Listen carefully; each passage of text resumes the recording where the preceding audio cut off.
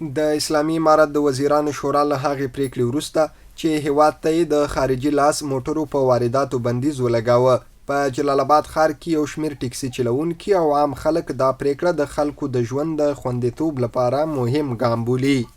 د ننګرهار مرکز جلال آباد ښار کې ټکسي چلوونکي وایي ډیری خارجي لاس موټرونه د افغانستان د ترافیکي سیستم له اړتیاوو سره برابر نه دي، چې په وینا یې له موټرو څخه د مخکې کېدو، څلور لارو او ګڼې ګوڼې پر مهال د پیښو لامل ګرځي.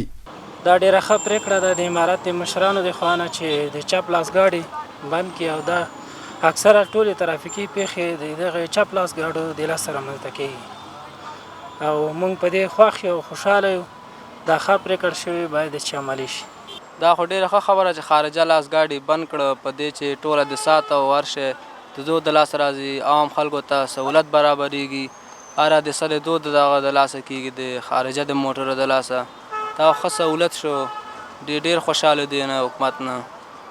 د جلال آباد ښار اوسیدونکي هم د دې پریکړې هرکلی کوي، خو له هغو موټر چلوونکو چې اوس هم خارجي لاس موټر کاروي غواړي د موټر چلولو پر مهال له ډېر احتیاط څخه کار واخلي.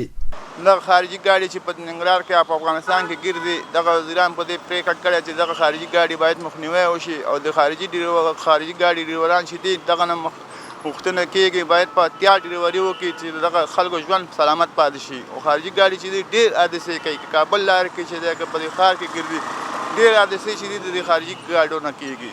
وزیرانو شورا دغه پریکړه داسې مهال کوي چې په دې وروستیو کلونو کې په هیواد کې د خارجي لاس موټرو د تګ راتګ او د هغوی د خوندیتوب په اړه بېلابېلې اندېښنې مطرح کېدې.